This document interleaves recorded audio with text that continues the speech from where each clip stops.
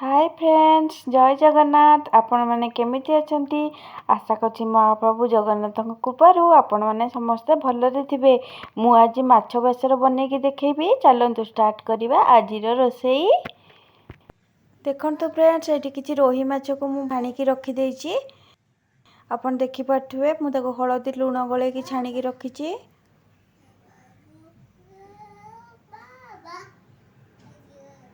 एठी किछि सिजा आलू को नेइछि आ टमाटो किछि काटिकी रखिछि आ गोटे बड़ पियाज को चुन चुन करिकी काटिकी रखिछि आ किछि धनिया पत्र नेइछि। देखंतु फ्रेंड्स, एठी किछि लंका गुंड नेइछि आ मसला प्रिपेयर करछि सोरिष रसुण आ गोटे पियाज आ सुखिला लंका आ जीरा ताको भलो भाबे गोटे फाइन पेस्ट मु एठी बनेकी रखिछि। एठी मु आवश्यक मुताबक फुटण नेइछि, लूण नेइछि आ हळदी गुंड नेइछि। आइठी मु सोरिष तेल को नेइछि। सोरिष तेल रे बेसरटा कले टेस्ट लगी थाए। चलंतु स्टार्ट करिबा आजिर प्रोसेस। देखंतु मु कढ़ाई रे किछि सोरिष तेल को ऐड कर देली। देखंतु सोरिष तेल तो गरम हो गलानी। गोटे चम्मच मु फुटण को ऐड कर देली।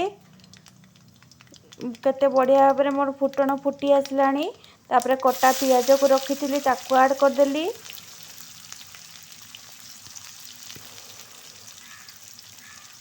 तापरे ताको भलो भाबरे टिके ब्राउन होला पर्यंत भाजी नेबी।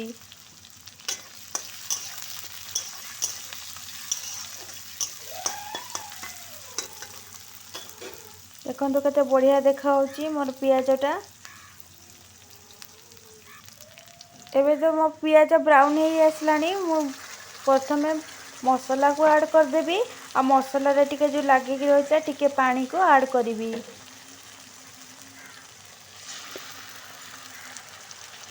तापरे आवश्यक मुताबक टिके लंका गुंड को ऐड कर देबा। आपण जेतिकी जागो खाउतबे सेही हिसाब रे लंका गुंड ऐड करिवे। मु लंका आगुरु बाटी थिली सेही हिसाब रे मु लंका गुंड ऐड करछि। तापरे हल्दी पाउडर पके देली। टेस्ट हिसाब रे लूण को दे देबा।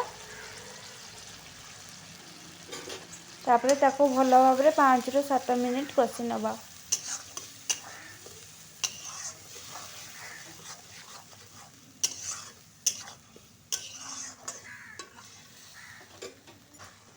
देखंतु फ्रेंड्स, पाखापाखि तो 5 रु 7 मिनिट हो आसलानी।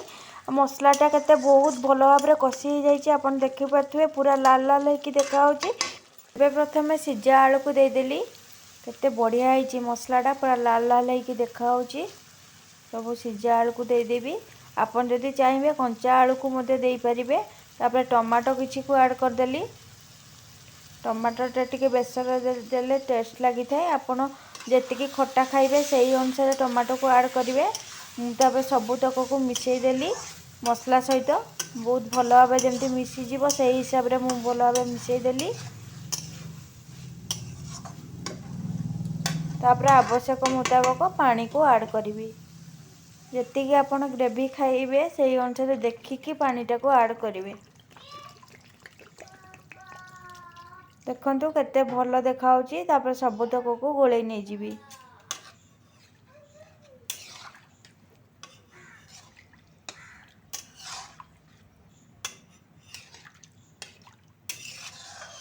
तापरे ढांकुणी दे देबी। 5 रु 7 मिनिट छाड़ देबी फुटीबा पई।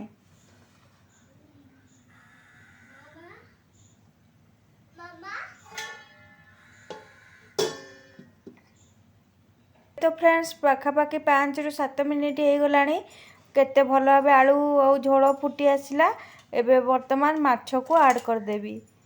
देखंतु माछ सब को पकई देली। तापर धनिया पत्र किछि रखिथिले ताको ऐड कर देबी। बहुत बढ़िया लागे ए बेसर रे जदि आपण धनिया पत्र टिके देबे अधिका बहुत बढ़िया लागिवो। तापर सबु तक को गोळेई नै जिबा।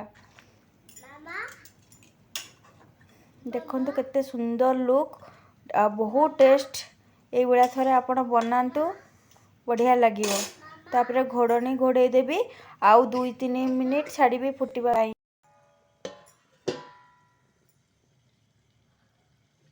देखंतु फ्रेंड्स, वर्तमान मो रेडी हो गला माछ बेसर। मुझे सर्विंग बाउल को ट्रांसफर कर देछि। आपण देखि पारुथिबे एटा तो प्रति ओडिया गोटे फेवरेट डिश, मोर मध्य गोटे फेवरेट। मु आज बनैथिली, बहुत टेस्ट लागिथिला। आ मु भाबुची एई भलिया डिश आपन को बहुत पसंद लागुथबो। जदि पसंद लागुथबो निहाती थरे प्रिपेयर करंतु। आ जदि मो चैनल आपन को बहुत पसंद लागुची ताले प्लीज लाइक शेयर कमेंट करिया को बिल्कुल भूलंतु नहीं। पाखरे थिबा बेल आइकन को प्रेस करंतु ताकि मु जो वीडियो अपलोड करबी आपण मानको सर्वप्रथम नोटिफिकेशन जीवो। ताले आज पई वीडियो टी एतिकी रहिली। Jai Jagannath, bye bye. Hold me close till I get up.